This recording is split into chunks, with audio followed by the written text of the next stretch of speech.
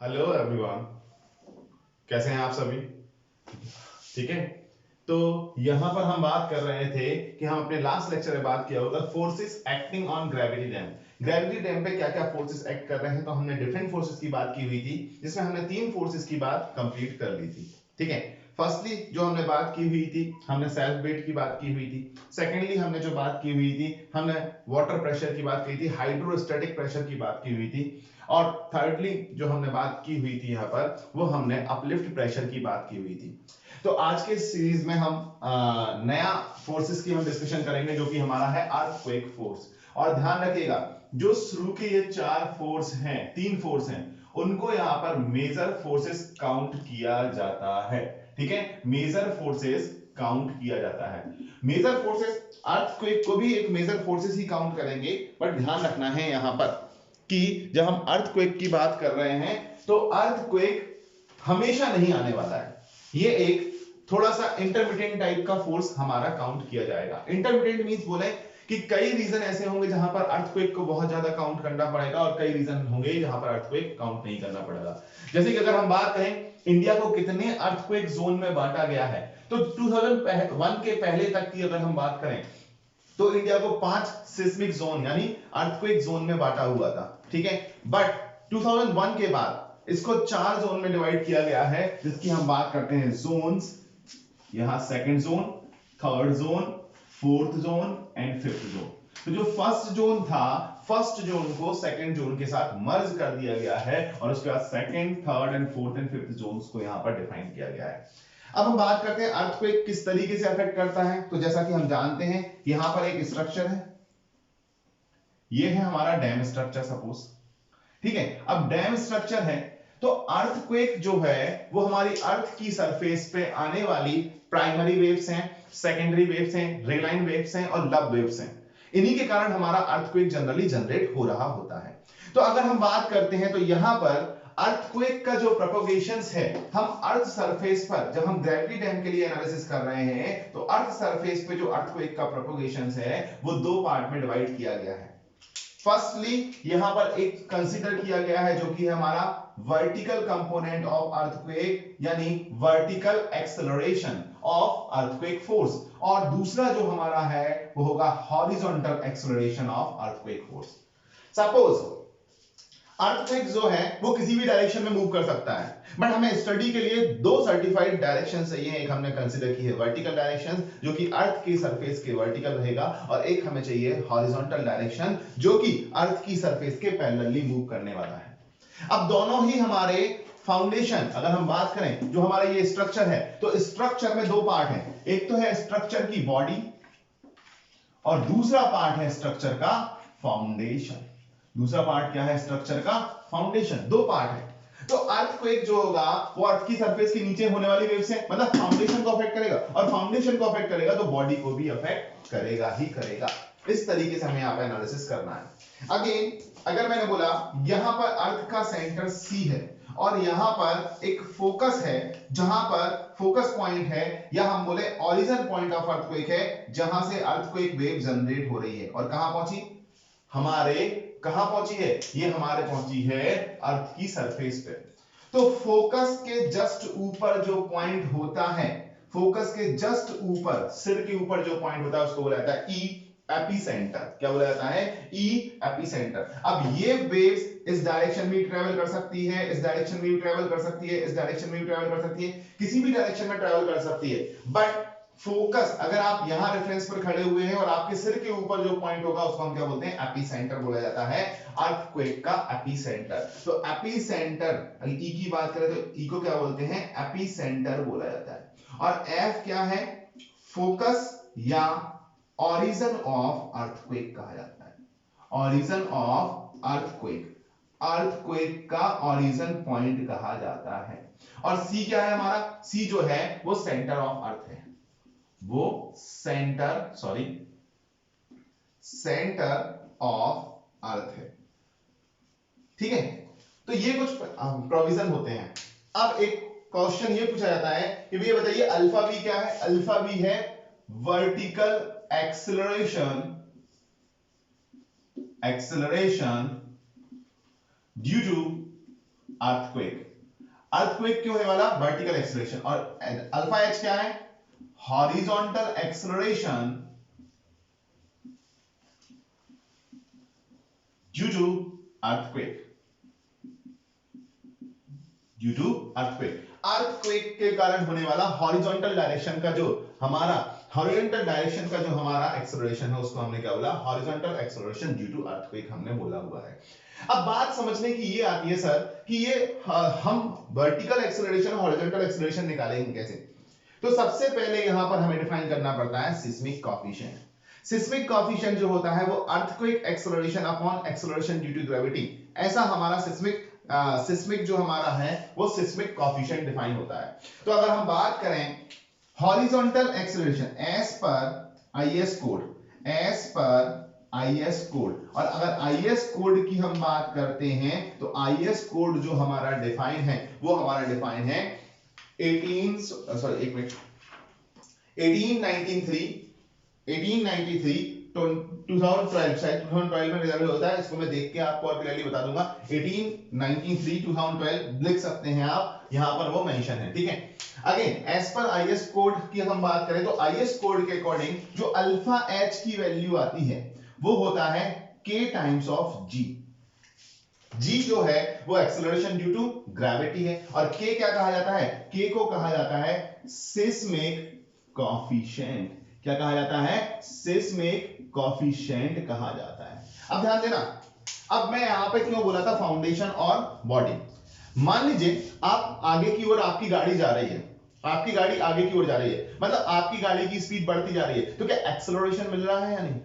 और एक्सेलरेशन मिल रहा है, अचानक आपने ब्रेक लगाए तो एक्सेलरेशन की जगह क्या मिला? डी एक्सेलरेशन, और डी एक्सेलरेशन मिला, आप पीछे की ओर गए, लेकिन आपका जो टायर है वो उनको पीछे की ओर रोकने के लिए कोशिश की जा रही है, मतलब फोर्स पीछे लग रहा है, और लेकिन आप कहां जाते हैं? आप आगे की ओर झुक जाते हैं। झुकते हैं या नहीं? यस और नो? फील किया होगा ना आप लोगों ने, बिल्कुल। तो अगर हम बात करते हैं यहां पर, आप आगे की ओर झुक जाते हैं, और आगे की ओर झुक जाते हैं मतलब किस कारण है? इनर्शिया फोर्स के कारण।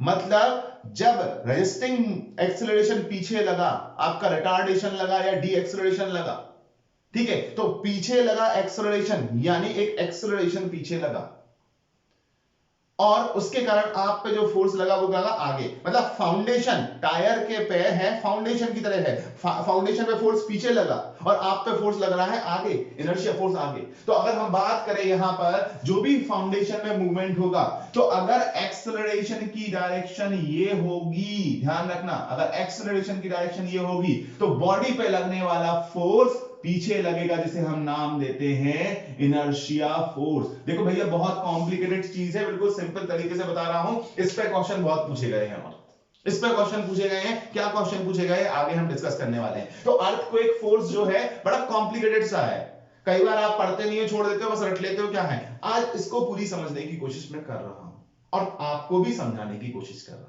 क्लियर है बात? तो देखिएगा, तो हमने एक सिंपल सा एग्जांपल लिया जो हमारी डेली लाइफ का है कि एक्सेलरेशन और इनर्शिया फोर्स किस तरीके से काम कर रहे हैं। नाउ अब आगे बढ़ते हैं। तो हमने बोला यहां पर अल्फा एच जो है वो क्या है? Horizontal acceleration due to earthquake. तो हमने बोला के जो है सिस्मिक कॉफिशिएंट है। अब डिफाइन करना है सिस्मिक कॉफिशिएंट क्या होता है। तो सबसे पहले ध्यान रखना, यहां पर डेफिनेशन निकल करके आती है क्या? Acceleration due to earthquake and acceleration due to gravity का जो रेशियो होता है उसे हम क्या डिफाइन करते हैं? सिस्मिक कॉफिशिएंट डिफाइन करते हैं। एक नंबर में ऑब्जेक्टिव डेफिनेशन आपसे पूछ सकता है कि अर्थक्वेक एक्सेलरेशन और एक्सेलरेशन ड्यू टू ग्रेविटी का जो हमारा रेशियो होता है उसको क्या डिफाइन किया जाता है? उसको सिस्मिक कॉफिशिएंट डिफाइन किया जाता है। तो अगेन हम बात करते हैं यहां पर सिस्मिक कॉफिशिएंट, जैसा कि हमने बात की हुई है। तो seismic coefficient K is equal to होता है beta I alpha naught. Beta I alpha naught. अब बीटा क्या है, आई क्या है, अल्फा क्या है, ये सब बात हम बात कर लेते हैं। बीटा जो होता है वो सॉइल फाउंडेशन फैक्टर होता है, सॉइल फाउंडेशन फैक्टर होता है। और सॉइल फाउंडेशन फैक्टर अगर हम बात करें 1 होता है किसके लिए? ग्रेविटी डैम की कंडीशन में इसको 1 लिया जाता है। सिंपली अब आपसे क्वेश्चन नहीं पूछ सकता है K is equal to beta I alpha naught. तो बीटा क्या है? तो सॉइल फाउंडेशन फैक्टर या सॉइल फाउंडेशन सिस्टम फैक्टर भी इसको बोला जाता है, सॉइल फाउंडेशन सिस्टम फैक्टर भी बोला जाता है, ठीक है। आई क्या होता है? आई होता है इंपॉर्टेंस फैक्टर। स्ट्रक्चर के बेसिस पर उसका इंपॉर्टेंस डिफाइन किया जाता है और उसका इंपॉर्टेंस फैक्टर डिफाइन किया जाता है। तो इंपॉर्टेंस फैक्टर हम 3 लेते हैं, किसके केस में? हम ग्रेविटी डैम के केस में 3 लेकर के चलते हैं। जबकि अल्फा नॉट क्या होता है, सबसे ज्यादा इंपॉर्टेंट यही है कि अल्फा नॉट होता क्या है। ठीक है, तो अल्फा नॉट की बात करते हैं तो अल्फा नॉट जो हमारा होता है, ये तो देखो के तो सिस्मिक कॉफिशिएंट है, ये होता है basic seismic coefficient. Basic seismic coefficient, seismic coefficient हमारा क्या कहा जाता है? हमारा अल्फा नॉट कहा जाता है। Alpha naught is defined as the basic seismic coefficient. अब बेसिक सिस्मिक कॉफिशिएंट है वो डिफरेंट जोन पर डिपेंड कर रहा होता है। किस पर डिपेंड कर रहा होता है? डिफरेंट जोन पर। तो आईएस कोड के अकॉर्डिंग जो जोन 2 में अल्फा नॉट की जो वैल्यू दी गई है वो 0.002 सॉरी 0.02 दी गई है, जबकि 1 में जो दी गई थी वो 0.01 दी गई थी। और अल्फा नॉट की वैल्यू जोन 3 में कितना दिया गया है? 0.04 दिया गया है, 0.05 दिया गया है, 0.08 लेकर के दिया गया है। तो यहां से ये भी पूछ सकता है सबसे सीरियस जोन कौन सा है जहां पर अल्फा नॉट की ज्यादा है? मोस्ट सीरियस या सीवियर जोन इसको कहा जाता है। मतलब जोन 5 जो है वहां पर अर्थक्वेक आने के चांसेस ज्यादा होंगे और अर्थक्वेक का जो मैग्नीट्यूड भी होगा वो बहुत ही ज्यादा हो सकता है, ये डिपेंडेंसी हो सकती है। तो ध्यान रखिएगा जितना भी अर्थक्वेक के कारण जो चेंजेस आ रहे हैं वो किस पर डिपेंड करेंगे? वो सारे के सारे डिपेंड करते हैं अर्थक्वेक के मैग्नीट्यूड पर, एक्सेलरेशन पर और जो भी स्ट्रक्चर बना हुआ है उसकी स्ट्रेंथ पर, उसके क्रिएशन पर, उसकी डिजाइनिंग पर, इन सभी फैक्टर्स पर डिपेंड करने वाले हैं। And most precisely zone of earthquake पर भी डिसाइड करने वाले हैं, क्योंकि उसी के अकॉर्डिंग अल्फा नॉट डिसाइड होगा और अल्फा नॉट के अकॉर्डिंग के डिसाइड होगा और के अकॉर्डिंग आपका अल्फा एच निकल करके आने वाला है। अब आप बोलेंगे सर आपने सारी चीजें बता दी लेकिन अल्फा बी की वैल्यू नहीं बताई सर। अल्फा बी, तो ध्यान रखिएगा अल्फा बी की वैल्यू डायरेक्टली डिफाइन होती है। अल्फा बी या तो आपको क्वेश्चन में मेंशन होगा कि it is something percentage of alpha H. Alpha H का कुछ प्रतिशत होता है ये, मानिए 60% बोल दिया, 70% बोल दिया, 75% बोल दिया, 90% बोल दिया। लेकिन अगर कुछ भी नहीं दिया है तो जनरली आप 75% ऑफ अल्फा एच लगाते हैं। ये वैल्यू थोड़ा सा ध्यान रखिएगा, अगर अल्फा बी की कोई भी वैल्यू नहीं दी गई है तो इसकी वैल्यू 75% ऑफ अल्फा एच आप कंसीडर करके बात कर रहे होते हैं। क्लियर है बात इतनी?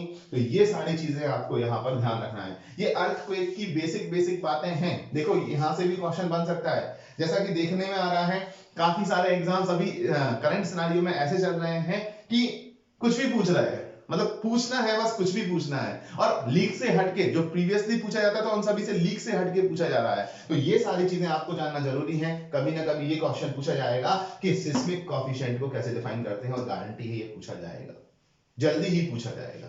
ठीक है, तो जैसा कि आपका एक्सपीरियंस रहा होगा काफी सारे एग्जाम्स का डेविएशंस हो चुका है, जो कन्वेंशनल टॉपिक हुआ करते थे उन टॉपिक से कुछ अच्छे टॉपिक्स पे भी चेंजेस हो चुके हैं। तो हमें ये सारी चीजें देखना भी, यहाँ समझना भी जरूरी है। तो जैसा कि मैंने आपसे प्रॉमिस किया थोड़ा सा डेप्थ में जाने की कोशिश करूंगा, तो वही चीज यहाँ पर मैं कर रहा हूँ। ठीक है, अब आगे की बात करें तो हमें क्या करना है, एक अल्फा बी है एक अल्फा एच। तो देखिएगा अल्फा बी वो भी एक एक्सेलरेशन है, तो अगर मान लीजिए एक्सेलरेशन ऊपर की तरफ लगा, ये अल्फा बी लगा, ये हम बात कर रहे हैं किसकी? अल्फा एच की। ये अल्फा बी लगा, ठीक है, ये लगा आपका अल्फा बी, इसको हम बात करते हैं, इसको हम लिख देते हैं अल्फा एच की बात की थी यहां पर, वो इनर्शिया फोर्स। तो बताओ अल्फा बी अगर ऊपर लग गया तो इस डायरेक्शन में भी एक इनर्शिया फोर्स आएगा या नहीं? क्योंकि जहां पर भी एक्सेलरेशन लग रहा है उसके अपोजिट डायरेक्शन में एक इनर्शिया फोर्स, क्योंकि बॉडी और फाउंडेशन दो जगह पे हमें काम देखना है, यहां पर दो जगह पे हमें बातें देखनी है। तो अब हम बात कर रहे हैं वर्टिकल एक्सेलरेशन के कारण कुछ ना कुछ चेंजेस होने वाले हैं और हॉरिजॉन्टल एक्सेलरेशन के कारण भी कुछ ना कुछ चेंजेस होने वाले हैं हमारे स्ट्रक्चर के अंदर। तो स्ट्रक्चर की स्टेबिलिटी कहीं ना कहीं अफेक्ट होने वाली है और उस स्टेबिलिटी का एनालिसिस हम दो पार्ट में करेंगे। एक तो हम एनालिसिस करेंगे वर्टिकल एक्सेलरेशन के अंदर और दूसरा एनालिसिस जो हम करेंगे वो हॉरिजॉन्टल एक्सेलरेशन के अंदर करने वाले हैं। तो आइए फिर स्टार्ट करते हैं अपना एनालिसिस पार्ट। नेक्स्ट पार्ट जो हमारा है इसी अर्थक्वेक फोर्स का, तो हेडिंग बना करके देखेंगे उसको। आई होप कि इतनी चीजें क्लियर हो रही होंगी एंड आई होप कि इरिगेशन में मजा आ रहा होगा। कोई भी कंप्लेन रिगार्डिंग फ्रंट साइज या रिगार्डिंग विजिबिलिटी, ऑडियो, वीडियो आप मेंशन कर सकते हैं, हम उसको इंप्रूव करने की कोशिश करेंगे। ठीक है, चलिए नेक्स्ट यहां पर अब हम बात करते हैं। तो हम सबसे पहले बात करेंगे, सबसे पहले जो हम बात करने वाले हैं यहां पर बात करने वाले हैं इफेक्ट ऑफ वर्टिकल एक्सेलरेशन। जो हम इफेक्ट कंसीडर करने वाले हैं वो वर्टिकल एक्सेलरेशन का इफेक्ट कंसीडर करने वाले हैं। तो आपने जैसे बोला सर एक्सेलरेशंस के अपोजिट क्या काम करने वाला है, एक्सेलरेशन के अपोजिट काम करने वाला है हमारा क्या, हमारा इनर्शिया फोर्स। तो हम बात करेंगे यहां पर, ये है हमारा एक्सेलरेशन, ठीक है, ये हमारा एक्सेलरेशन। तो अल्फा बी कहां काम कर रहा है, नीचे। तो inertia force F I B, अगर हम बात कर रहे हैं एफ आई बी कहां काम करेगा, ऊपर की ओर काम करेगा। केस वन, ये केस वन बन सकता है सपोज, ठीक है। और एक और हमारा केस बन सकता है जिसको हम केस टू डिफाइन कर सकते हैं। ये हमारा केस टू बना, ठीक है, ये हमारा केस टू बनने वाला है। और केस टू की यदि मैं बात करता हूं तो केस टू में अल्फा बी कहां बनेगा, ऊपर की तरफ बनेगा, जबकि इनर्शिया फोर्स कहां लगेगा, इनर्शिया फोर्स नीचे की डायरेक्शन में लगने वाला है। तो दो केसेस बन रहे हैं, ठीक है। अब आप मुझे बताइएगा, कल हमने जो पढ़ा हुआ था, क्या डैम का वेट नीचे की तरफ लग रहा था या नहीं, W, और ये सेल्फ वेट ऑफ डैम है या नहीं, सेल्फ वेट ऑफ डैम है। और अगर हम सेल्फ वेट ऑफ डैम की बात करें तो ये एक स्टेबलाइजिंग फोर्स है, मतलब एक ऐसा फोर्स है जो डैम को स्टेबिलिटी प्रोवाइड कर रहा है।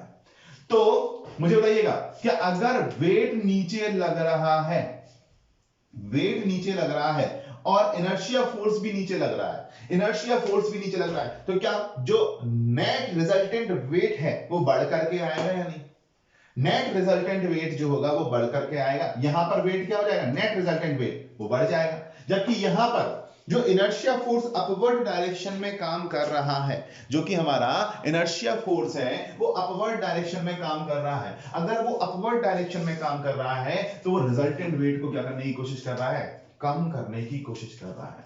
तो हम बात करेंगे net weight, net weight W dash is equal to कितना होगा, W minus F I B, क्योंकि अलग अलग डायरेक्शन में। और यहां पर अगर हम बात करेंगे W dash is equal to क्या होगा, W plus F I B होगा, यानी यस और नो।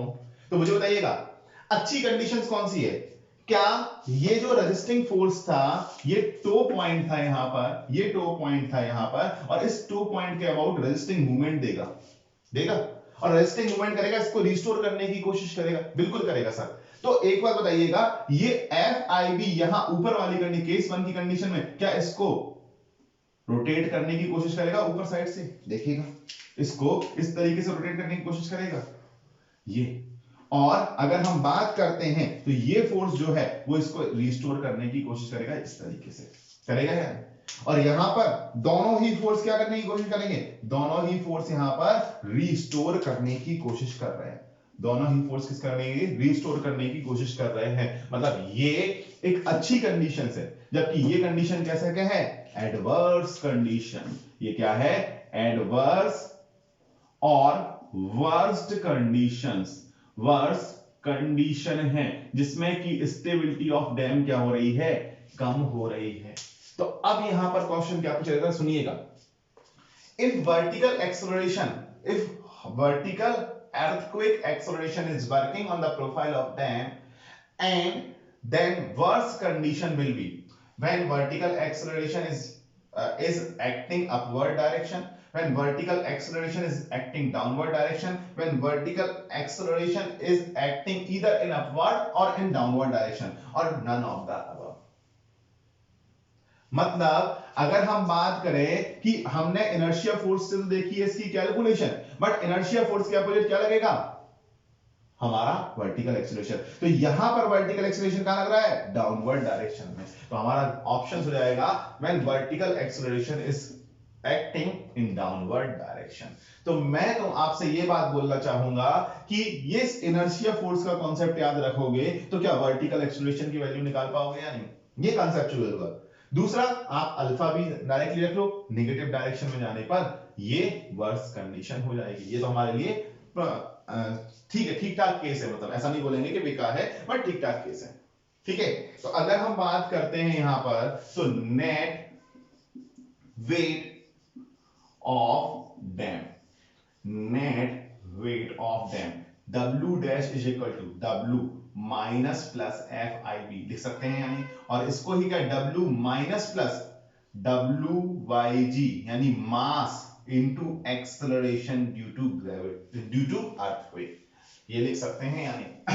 तो W डैश की वैल्यू कुछ इस तरीके से हम कैलकुलेट कर सकते हैं, W प्लस माइनस। और अगर हम बात करें तो यहां पर प्लस माइनस कब लगाना है? हम बात करें माइनस साइन प्रेफर करना है, नेगेटिव व्हेन, अब मुझे बताओ नेगेटिव कब हो रहा है? जब एक्सेलरेशन डाउनवर्ड लग रहा है, when acceleration vertical acceleration is acting downward, downward. ठीक है, और अगर हम बात करते हैं पॉजिटिव साइन कब लगाना है? पॉजिटिव साइन लगाना है when vertical acceleration is acting upward direction. कहां काम कर रहा है? अपवर्ड डायरेक्शन में काम कर रहा है। एंड मोस्ट एडवर्स कंडीशंस वो हम बात कर रहे हैं कौन सी होगी? हम बात कर रहे हैं कोई भी हो सकती है। तो हमने पहला देखा कि acceleration, vertical acceleration can work in any direction either upward and downward, और इसका इफेक्ट क्या है? Due to vertical acceleration the resisting force, that is weight of dam, weight of dam either increase or decrease depending on direction of alpha b, depending on direction of alpha B. Alpha बी की direction पे depend कर रहा है कि इधर decrease होगा और इंक्रीज होने वाला है। ये किस पे डिपेंड कर रहा है? ये हमें अल्फा बी की डायरेक्शन पर डिपेंड कर रहा है। ठीक है, नेक्स्ट पॉइंट अगर हम बात करते हैं तो नेक्स्ट पॉइंट क्या है? अगर हम बात करें फॉर वर्स्ट कंडीशन, ये इंपॉर्टेंट पॉइंट दिखा रहा हूं मैं, for worst condition alpha b acting downward, due to which inertia force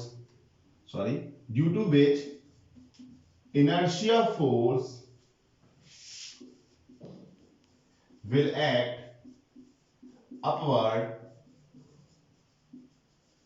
hence decreases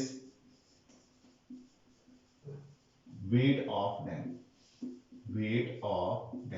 dam का जो वेट है उसको क्या करने की कोशिश करेगा? डिक्रीजिंग करने की कोशिश करेगा। तो ये इंपॉर्टेंट क्वेश्चन है, ये हमसे पूछा जाता है। तो हमें ध्यान रखना है कि उस कंडीशन में एक्सेलरेशन तो डाउनवर्ड लगेगा बट हमारा इनर्शिया फोर्स अपवर्ड लगेगा। तो क्वेश्चन ध्यान से पढ़िएगा कि क्वेश्चन में क्या पूछा जा रहा है। क्वेश्चन में क्या इनर्शिया फोर्स के बारे में पूछा जा रहा है या क्वेश्चन में हमारा एक्सेलरेशन के बारे में पूछा जा रहा है? उसके बेसिस पे हम अपनी कैलकुलेशंस को कर करके आगे बढ़ेंगे और उसके बेसिस पे हमें अपना आंसर्स देना है। क्लियर है बात इतनी सी सभी को? ठीक है, तो वर्स्ट कंडीशंस के बारे में हमसे पूछा जाता है कि वर्स्ट कंडीशंस क्या है, वर्स्ट कंडीशंस क्या है, क्योंकि इस कंडीशन में तो हमें फायदा ही मिलने वाला है। तो ये चीज हमें यहाँ पर ध्यान रखनी है। क्लियर है? आई होप कि इतनी बातें आप सभी को क्लियर होंगी। स्क्रीनशॉट ले सकते हैं या लिख भी सकते हैं, नोट्स बना ही रहे हैं आप तो लिख लीजिएगा, ज्यादा बेटर रहेगा, बिल्कुल सिंपलीफाई तरीके से। तो सबसे पहले हमने समझा कि अर्थक्वेक किस तरीके से आता है, अर्थक्वेक की कैलकुलेशन कैसे करेंगे, फिर हमने सोचा कि जोन क्या है, और उसके बाद हमने कॉन्सेप्ट समझा था इनर्शिया का और एक्सेलरेशन का। ठीक है, अब हम जो बात करने वाले हैं वो हम बात करने वाले हैं इफेक्ट ऑफ हॉरिजॉन्टल एक्सेलरेशन। तो हॉरिजॉन्टल एक्सेलरेशन की जब हम बात करेंगे तो ये दो तरीके से अफेक्ट करता है, ये दो तरीके से अफेक्ट करता है। पहला, ये इनर्शिया फोर्स के रिस्पेक्ट में तो करता ही है, साथ ही साथ जब वर्टिकल की जगह हॉरिजॉन्टल आ रहा है तो पानी में भी कुछ ना कुछ फोर्स देगा या नहीं? जो रुका हुआ पानी है उसको भी कुछ ना कुछ फोर्स करेगा, उसको मूव करने की कोशिश करेगा या नहीं? क्योंकि एक्सेलरेशन है, उस पानी को, रुके हुए पानी को मूव करवाने की कोशिश करेगा, तो वहां पर काम करता है हाइड्रोडायनामिक डायनामिक प्रेशर भी काम करता है। मतलब पानी का डायनामिक एक्शन हो जाएगा और पानी के डायनामिक एक्शंस के कारण कुछ प्रेशर काम करेगा और उसको हम बोलेंगे हाइड्रोडायनामिक प्रेशर। और ये प्रेशर किसके कारण जनरेट हुआ है? अर्थक्वेक के कारण। केवल अर्थक्वेक आएगा तभी। जो हमने अपने पिछले लेक्चर में पढ़ा हुआ था उसको हम क्या बोलते हैं? Hydrostatic pressure. स्टैटिक वाटर के कारण, रुके हुए पानी के कारण जो हो रहा था वो हम बात कर रहे थे। ठीक है, तो यहां पर दो पार्ट में स्टडी करना है। पहला, इफेक्ट ऑफ हॉरिजॉन्टल एक्सेलरेशन, एक तो इनर्शिया फोर्स के रिस्पेक्ट में और एक तो हमें डायनामिक प्रेशर के रिस्पेक्ट में करना है। तो हम सबसे पहले ए पॉइंट पढ़ते हैं इनर्शिया फोर्स के रिस्पेक्ट में। ठीक है, कि इनर्शिया फोर्स में क्या क्या चेंजेस आ रहे होते हैं, इनर्शिया फोर्स के रिस्पेक्ट में क्या क्या चेंजेस आ रहे होते हैं। अगेन वही केस 1 एंड केस 2। चलिए लिखते हैं। केस 1 की बात करेंगे, ये हमारा है। तो अगर हम बात करें हॉरिजॉन्टल एक्सेलरेशन, तो हॉरिजॉन्टल एक्सेलरेशन जो है वो अपवर्ड, अपस्ट्रीम डायरेक्शन में भी मूव हो सकता है और डाउनस्ट्रीम डायरेक्शन में भी। और केस 2 की बात कर लेते हैं यहां पर।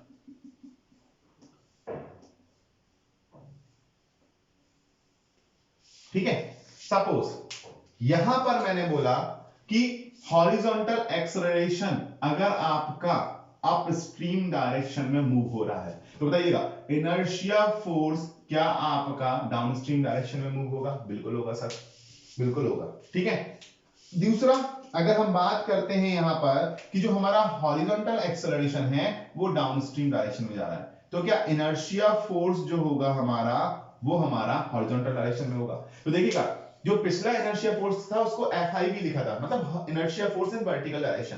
ये जो है उसको हमने क्या लिखा है? FIH, मतलब inertia force in horizontal direction due to horizontal acceleration.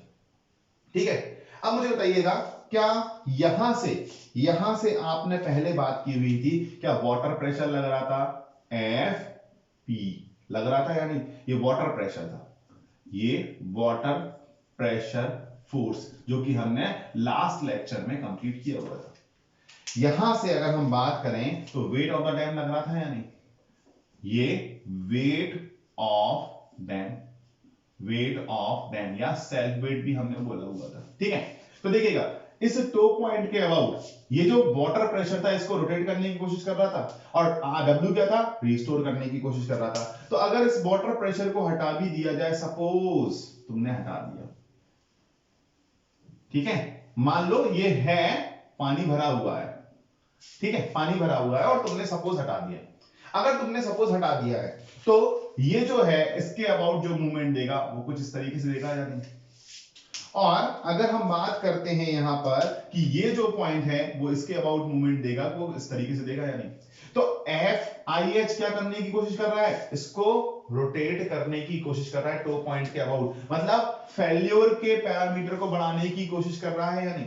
W तो हमारा रेजिस्टिंग मूवमेंट दे रहा है, जबकि FIH क्या दे रहा है? हमारा फेल्योर मूवमेंट दे रहा है या ओवरटर्निंग कराने की कोशिश कर रहा है। तो हम बात करेंगे यहां पर ओवरटर्निंग होने की कोशिश कर रही है। चलो इसको और देख लेते हैं। अगर हम बात करें यहां पर ये W वेट है और W वेट के कारण जो मूवमेंट आएगा वो कुछ इस तरीके से आएगा टो पॉइंट के अबाउट। ठीक है, और इनर्शिया फोर्स के कारण देखें तो इनर्शिया फोर्स के कारण जो आएगा वो भी इसी तरह से आएगा या नहीं? मतलब दोनों ही रीस्टोरिंग हो रहे हैं। तो बताएं ये हमारी फेवरेबल कंडीशन हो गई या नहीं? फेवरेबल कंडीशन हो गई। और ये कैसा हो गया है? वर्स्ट कंडीशन हो गई है। तो ये हमारी वर्स्ट कंडीशन हो गई है क्योंकि इसमें जो FIH है वो ओवरटर्न कराने की कोशिश कर रहा है। तो हमसे ये केस पूछा जाएगा, the worst condition of in a worst condition on a dam, horizontal acceleration working. Option A, in upstream side, in downstream side, whether in upstream side और इन डाउनस्ट्रीम साइड दोनों ही वर्स्ट कंडीशन मान रहा है question, और none of the above. तो ध्यान रखना, हमारा अपस्ट्रीम साइड में जब भी हमारा हॉरिजॉन्टल एक्सेलरेशन वर्क करता है तो इनर्शिया फोर्स डाउनस्ट्रीम साइड में आएगा, और जब इनर्शिया फोर्स डाउनस्ट्रीम साइड में आएगा, समझिएगा बात को, इनर्शिया फोर्स डाउनस्ट्रीम साइड में आएगा मतलब वो रोटेट कराने की कोशिश करेगा, ओवरटर्न कराने की कोशिश करेगा। तो हम लिख सकते हैं यहां पर, this will try to overturn the structure, structure को ओवरटर्न कराने की कोशिश करेगा, इसलिए ये हमारा अच्छा फोर्स काउंट नहीं होगा। जबकि ये क्या कर रहा है, try to restore the structure, restore the structure, structure को रीस्टोर करने की कोशिश कर रहा है। और ये कब है, व्हेन रिजर्वायर इज फुल। ये कंडीशन कब है, जब रिजर्वायर फुल है। रिजर्वायर फुल की कंडीशन में हमारा कुछ इस तरीके का फिनोमिना बन करके आने वाला है, ठीक है। तो ये क्वेश्चन पूछा जाता है, तो ये क्वेश्चन जनरली ध्यान रखना है। तो हमें ध्यान रखना है कि एक पॉइंट तो ये ध्यान रखना है कि हमारा फोर्स ऑफ इनर्शिया, इनर्शिया अब लिखवा दे रहा हूं मैं थोड़ा सा, ठीक है। Force of inertia will always work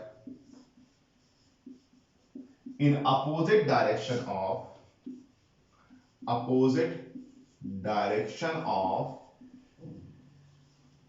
acceleration, acceleration की अपोजिट डायरेक्शन में वर्क करने वाला क्या है, फोर्स ऑफ इनर्शिया है, अपोजिट डायरेक्शन में वर्क करने वाला होता है, ठीक है। And again for worst condition in full reservoir condition, full reservoir condition, जो रिजर्वायर है फुल है उस कंडीशन में, the worst condition will be, the worst condition will be when, the worst condition will be when, समझना क्या बोला sir, the worst condition will be when horizontal acceleration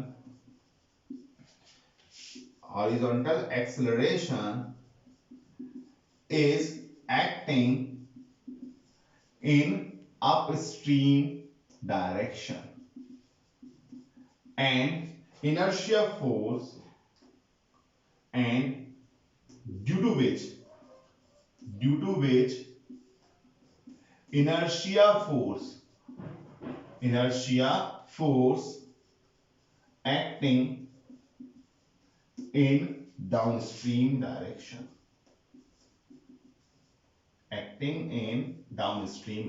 inertia force किस direction में काम कर रहा है, डाउनस्ट्रीम डायरेक्शन में काम कर रहा है। तो इतनी बात हमें यहां पर बिल्कुल अच्छे तरीके से याद रखना है, ये बहुत ही इंपॉर्टेंट पॉइंट है भैया।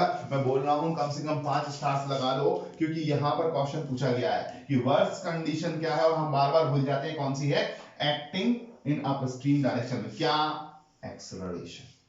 दूसरा मत नोट करना, दूसरा करना हो दूसरे पेन से नोट करना। और इनर्शिया फोर्स कहां काम कर रहा है, डाउनस्ट्रीम डायरेक्शन में काम कर रहा है। वो कंडीशंस हमने यहां पर बनाई हुई है। अभी आई होप कि ये सबसे क्लियर टॉपिक आपके लिए आज हो रहा होगा, मेरी ऐसी उम्मीदें हैं, ठीक है। ऐसा मैं मान सकता हूं शायद तक, ठीक है। तो अगर हम बात करें तो इनर्शिया फोर्स अगर कभी निकालो तो कैसे निकालोगे, F I H is equal to क्या होगा, एम इंटू अल्फा एच, और m की वैल्यू क्या, w by G into alpha H लिख सकते हो या नहीं। तो एफ आई एच इस तरीके से कैलकुलेट हो भी सकता है, कोई दिक्कत नहीं है। जब हम आगे पढ़ेंगे, डिजाइन स्टेप पढ़ते हैं, तो वहां पर हमें ये सारे फोर्सेस कैलकुलेट करने पड़ते हैं। तो मैंने यहां पर बता दिया सिंपली एफ आई एच को आपको कैसे कैलकुलेट करना है, ठीक है। तो ये कंडीशन क्लियर है, वर्स्ट कंडीशन क्लियर है। बट एक क्वेश्चन पूछ लिया जाता है कि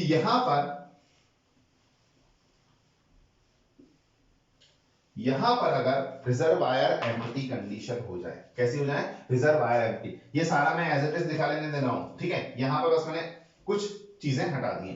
तो देखो, जब रिजर्वायर एम्प्टी कंडीशन हो गई तो रिजर्वायर को क्या कर दिया गया है, खाली कर दिया गया है, रिजर्वायर को खाली कर दिया गया है, ठीक है। रिजर्वायर को खाली कर दिया है, ये रिजर्वायर एम्प्टी। अगर रिजर्वायर एम्प्टी, फिर अगेन दो केसेस बना रहे हैं हम, ठीक है। रिजर्वायर एम्प्टी कंडीशन है, जब अल्फा एच अपस्ट्रीम लग रहा है तो एफ आई एच इस तरफ लगेगा, ठीक है। और ये जो वेट ऑफ डैम है वो नीचे की ओर इस तरीके से काम करेगा और एफ आई एच इस तरीके से काम करेगा, एक कंडीशन, ठीक है। तो ये बताओ, जब रिजर्वायर एम्प्टी कंडीशन है तो यहां से लगने वाला वाटर प्रेशर कम हो गया या नहीं?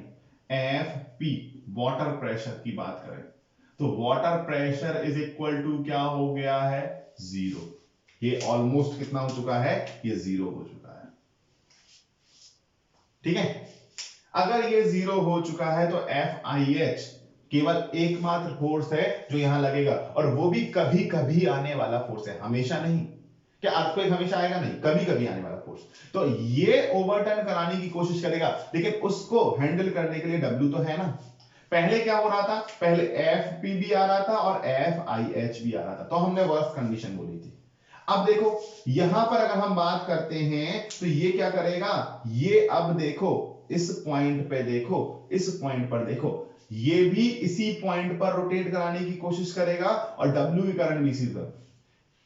तो अगर हम बात करते हैं कि ये इसी पॉइंट पर रोटेट करा रहा है और ये भी इसी पॉइंट पर रोटेट कराने की कोशिश कर रहा है, तो अब हील के अबाउट रोटेशन होने लगेगा। क्या होने लगेगा? हील के अबाउट रोटेशन होने लगेगा। तो उस कंडीशन में अगर हम बात कर रहे हैं, ये कौन सी कंडीशन है? रिजर्वायर एम्प्टी, ठीक है। रिजर्वायर एम्प्टी है और यहां पर भी क्या है? Reservoir empty condition. पहले रिजर्वायर फुल कंडीशन थी, अब क्या हमने बात की? Reservoir empty condition. तो जब भी हम रिजर्वायर एम्प्टी कंडीशन की बात कर रहे हैं तो क्या रिजर्वायर एम्प्टी कंडीशन में ये हील के अबाउट, दोनों फोर्सेस हील के अबाउट ओवरटर्न कराने की कोशिश करेंगे या नहीं? तो उस केस में हमारा वर्स्ट केस जो होगा वो चेंज हो जाएगा, ये वर्स्ट कंडीशन में आ जाएगा, क्योंकि ये हील के अबाउट रिस्टोर कराने की, दोनों ओवरटर्न एक ही जगह मूवमेंट दे रहे हैं और इस डायरेक्शन में मूवमेंट क्या हो जाएगा? बढ़ जाएगा, और मूवमेंट बढ़ने के कारण ये हमारी वर्स्ट कंडीशन हो जाएगी। जबकि यहां पर एक रिस्टोर करेगा और दूसरा ओवरटर्न कराने की कोशिश करेगा, तो आपस में एक दूसरे को बैलेंस कर लेंगे। तो ध्यान रखना, इन रिजर्वायर एम्प्टी कंडीशन, अब ये क्वेश्चन भी पूछा गया है, reservoir empty condition, the worst condition will be when horizontal acceleration is acting downstream direction, acting downstream direction, ये डायरेक्शन डाउनस्ट्रीम है, मतलब यहां से पानी आ रहा है तो ये अपस्ट्रीम है और जिस साइड पानी जा रहा है वो downstream, acting downstream direction and due to which inertia force acting in upstream direction। क्या केवल एक वर्ड ने यहां पर पूरी सारी चीजें चेंज कर दी या नहीं? और ऑब्जेक्टिव यही आता है, लेकिन हम पढ़ के जाते हैं फुल कंडीशन को, तो फुल कंडीशंस को ही हम बार बार आंसर टिक करने की कोशिश कर रहे होते हैं और हमारा गलत हो जाता है। तो मुझे बताइएगा, क्या ये चीज आज क्रिस्टल क्लियर हो पाई है या नहीं? अरे मेरे को टॉपिक बहुत अच्छा लगता है क्योंकि इसमें कंफ्यूजन बहुत होती है, ठीक है। तो बिल्कुल सिंपल तरीके से डायग्राम बना बना करके हम समझ रहे हैं कि किस तरीके से बात यहां पर करनी है। तो ये तो हमने A part, effect of horizontal acceleration, उसका कौन सा पार्ट कंप्लीट किया है? उसका ए पार्ट कंप्लीट किया हुआ है। क्या किया हुआ? ए पार्ट कंप्लीट हुआ है। अभी दूसरा पार्ट बचा हुआ है जिसको हम क्या बोलते हैं? Hydrodynamic conditions. तो देखो रिजर्वायर फुल कंडीशन में हमारा वर्टिकल एक्सेलरेशन कहां लग रहा था? नीचे की ओर वर्स्ट कंडीशन में, और रिजर्वायर फुल कंडीशन में हॉरिजॉन्टल एक्सेलरेशन का था अपस्ट्रीम साइड पे वर्स्ट कंडीशन में, लेकिन एम्प्टी कंडीशन में कहां हुआ? डाउनस्ट्रीम साइड में। क्लियर है बात? चलिए तो अब हम अपने सेकंड पार्ट पे चलते हैं, हाइड्रोडायनामिक प्रेशर। हाइड्रोडायनामिक प्रेशर, ठीक है, हाइड्रोडायनामिक प्रेशर की बात करते हैं, सेकंड पार्ट इसका।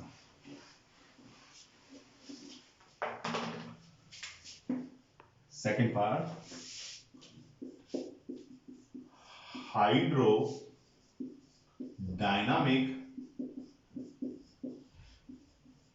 Pressure of water. वाटर का हाइड्रोडायनामिक प्रेशर, यहां पर मोस्टली क्वेश्चन क्या पूछा जाता है कि हाइड्रोडायनामिक प्रेशर किस कंडीशंस में हम एक्सेप्ट कर रहे होते हैं, ठीक है। तो मुझे बताइएगा, अगेन दो केस बना लूं क्या? बिल्कुल बना लेता हूं, एक बार तुम्हें समझाने के लिए दो केस बना देता हूं, ठीक है। अब हमने केस से स्टडी किए तो केस से ही समझ लेते हैं थोड़ा सा। ये है, ये केस 1, ये केस 2। और हाइड्रोडायनामिक प्रेशर क्या एम्प्टी कंडीशन में लगेगा?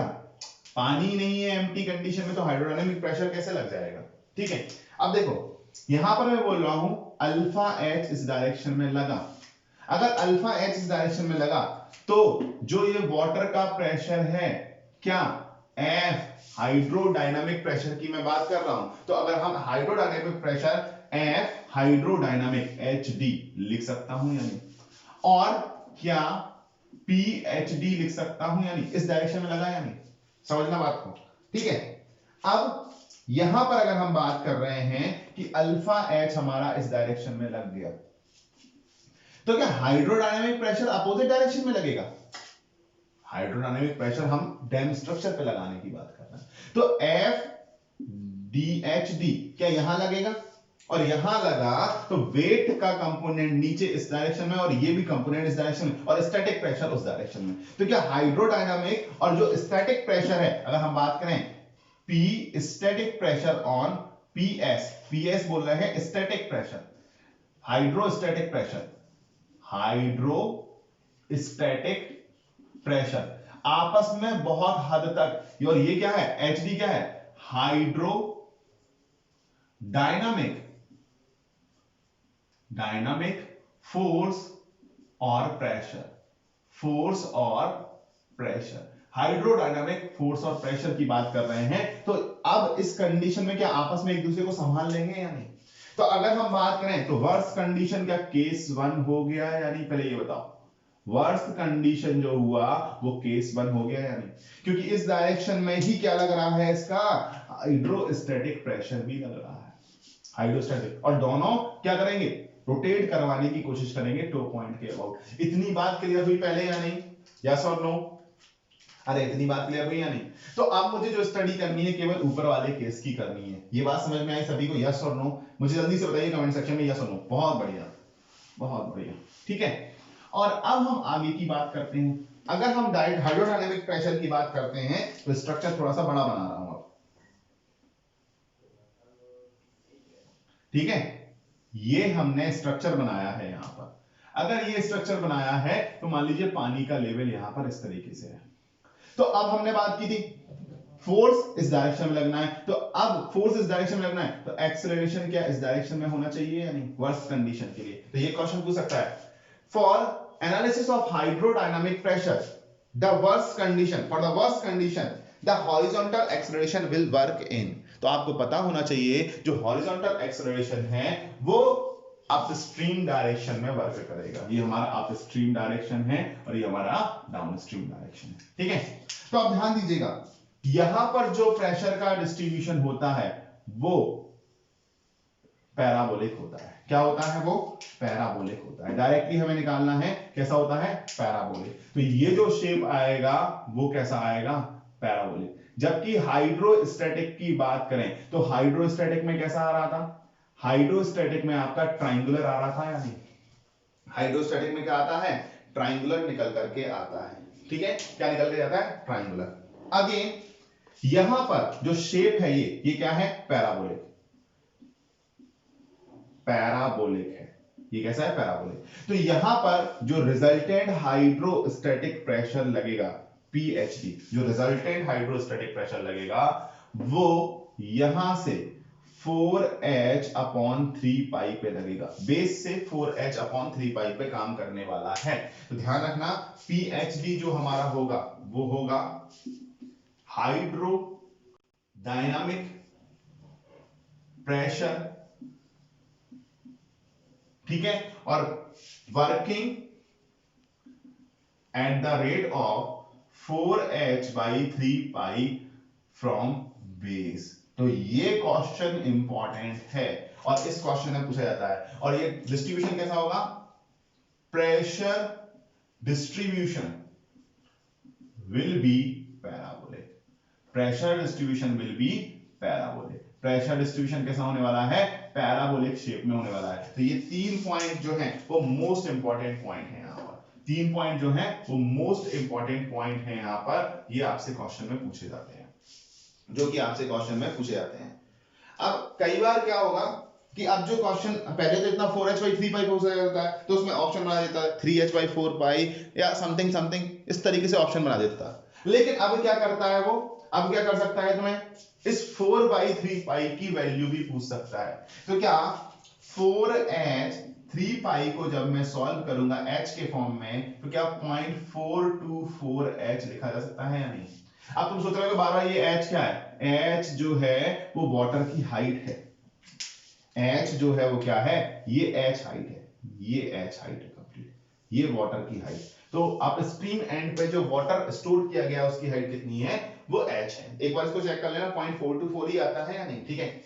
अगेन क्वेश्चन आ सकता है सर पीएचडी कैसे कैलकुलेट करना है, पीएचडी कैसे कैलकुलेट करना है? तो हम पहले तो एक लैंग्वेज लिख लें, due to earthquake acceleration in upstream direction and extra pressure or force is generated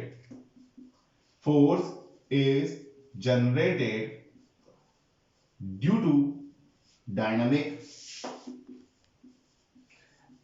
action and known as hydrodynamic force या प्रेशर, ठीक है।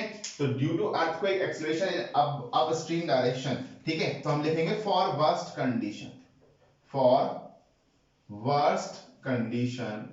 वर्स्ट कंडीशन के लिए जो हमने डेफिनेशन डिफाइन की है वो क्या है, due to earthquake acceleration in upstream direction and extra pressure और force is generated on the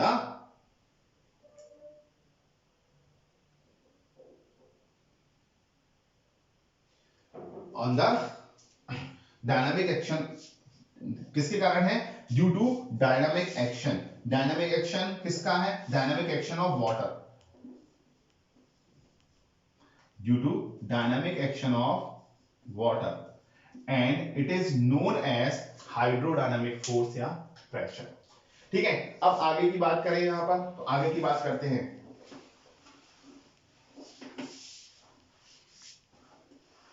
इसको भी साफ कर देता हूं, आपने नोट कर लिया होगा आई होप, ठीक है।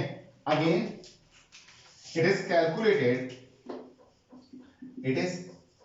Calculated from von Karman equation. किसके द्वारा दी गई थी, वॉन कारमन के द्वारा एक इक्वेशंस दी गई थी, इंपेरिकल फॉर्मूला है, उसके द्वारा हम निकालते हैं। तो PhD इज इक्वल टू होता है 0.555 K into gamma W into H square. तो डायरेक्टली ये इंपेरिकल फॉर्मूला है, हमें जो इंपेरिकल फॉर्मूला ध्यान रखना है, ठीक है। अब यहां पर K जो है वो क्या है, वो है सिस्मिक कॉफिशिएंट, आपने थोड़ी देर पहले ही पढ़ा हुआ था। और ये कैसे डिफाइन है सिस्मिक कॉफिशिएंट, ये डिफाइन है acceleration due to earthquake upon acceleration due to gravity. Gamma W क्या है, यूनिट वेट ऑफ वाटर, जो कि आप ले सकते हैं 9.81 किलोमीटर पर मीटर स्क्वायर, 1000 किलोग्राम पर मीटर क्यूब एंड 1 ग्राम पर सीसी। और H क्या है, वो हाइट, जिस हाइट में वाटर स्टोरेज बना हुआ है, वो हाइट जिस हाइट में वाटर स्टोरेज बना हुआ है। तो इस तरीके से आप PhD की वैल्यू आसानी से कैलकुलेट कर सकते हैं। लेकिन वर्स्ट केस के लिए अगर हम बात करें तो PhD कब होगा, जब एक्सेलरेशन अपस्ट्रीम साइड पर वर्क कर रहा होगा, अपस्ट्रीम साइड पर वर्क कर रहा होगा। तो अगर तुमसे कभी पूछ ले कि इसके अलावा किसने दिया हुआ है, तो जंगर्स ने, जंगर्स also give a method to calculate PhD, but वो मेथड इतनी फेमस नहीं है, ठीक है। तो वॉन कार्मर्स, ये ऑप्शन पूछ सकता है कि किस इक्वेशंस के थ्रू निकालते हैं PhD की वैल्यू, वॉन कार्मर्स। और वॉन कार्मर्स इक्वेशंस क्या है वो हमने यहां पर देख लिया है। तो मुझे बताइएगा इनर्शिया फोर्स हाइड्रोडायनामिक फोर्स दोनों क्लियर हुए या नहीं, इनर्शिया फोर्स और हाइड्रोडायनामिक फोर्स दोनों क्लियर हुए। तो अब मैं कुछ इंपॉर्टेंट पॉइंट्स यहां पर बताने वाला हूं, इस पूरे फोर्सेस का जितना भी हमने पढ़ा हुआ है उन सभी से रिलेटेड। ठीक है, और वो बहुत ज्यादा इंपॉर्टेंट इसलिए है क्योंकि उससे क्वेश्चंस बनते हैं जनरली, वहां से जनरली क्वेश्चंस पूछे जाते हैं, इसलिए वो बहुत ज्यादा इंपॉर्टेंट मैं बोल रहा हूं। ठीक है, अब बहुत important, most important points, most important points. ठीक है, सबसे पहले मुझे बताओ, पहला, worst condition for alpha B, for alpha B, alpha B के लिए वर्स्ट कंडीशन कब होगी, जब alpha B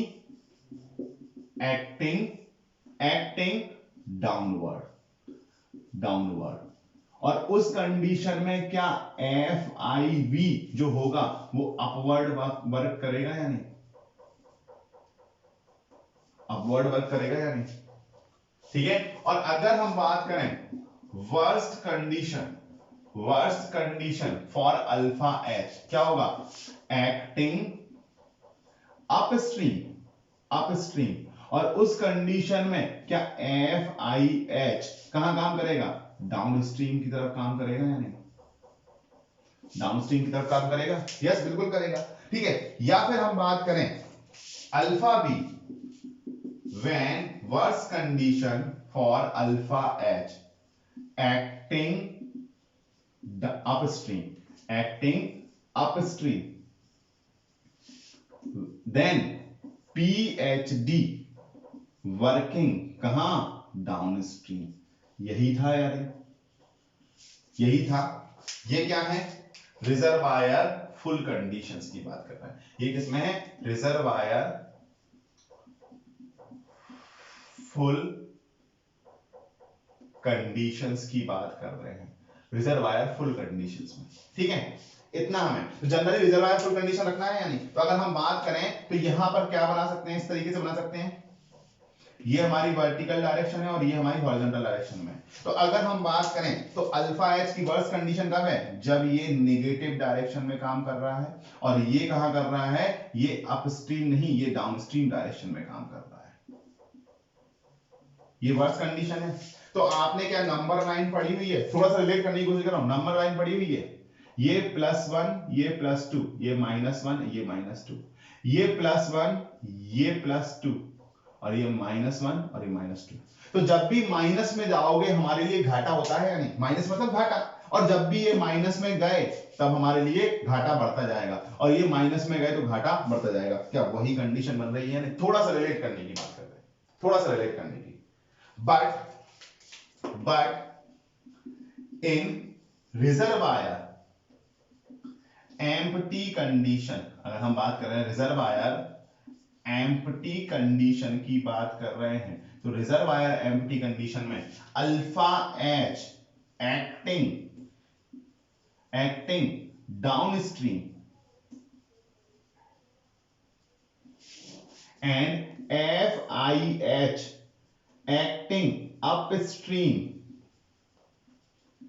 will be worst condition, will be worst condition. तो यहां इस पॉइंट को याद रखना है कि इस पॉइंट में हम फोर्थ पॉइंट बना दे रहे हैं, वो वहां चेंज हो जाएगा। बाकी अगर कभी भी क्वेश्चन में ये नहीं बोले कि रिजर्वायर एम्प्टी कंडीशन है, तो रिजर्वायर फुल कंडीशन मान के ही आंसर्स देना है।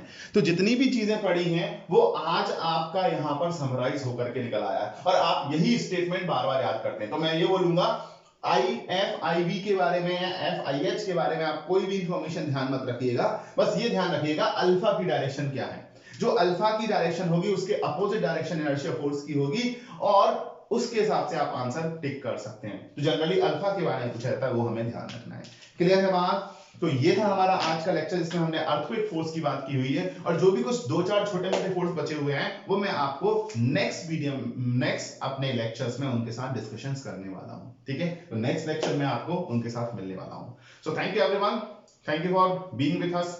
एंड एमपीपीएससी के लिए आपको टेस्ट सीरीज अरेंज कर दी गई है। आप एमपीपीएससी एई के लिए टेस्ट सीरीज दे सकते हैं। आपको सक्सेसप्राइड की एप्लीकेशंस पे जाना है, जो कि गूगल प्ले स्टोर पे अवेलेबल है। तो आपको गूगल प्ले स्टोर पर जाना है और सक्सेसप्राइड की एप्लीकेशन डाउनलोड करना है, और स्टोर सेक्शन में जाकर के आप एमपीपीएससी एई 2021 के लिए टेस्ट सीरीज परचेज कर सकते हैं। ठीक है, तो thank you everyone, thank you for, और बाकी सारी क्वेरीज आप टेलीग्राम चैनल से भी हमारे जुड़ सकते हैं, आप मेल हमें कर सकते हैं, जो नंबर आपको प्रोवाइड किया था उस नंबर पर भी आप हमें कांटेक्ट कर सकते हैं। So thank you everyone, thank you for being with us.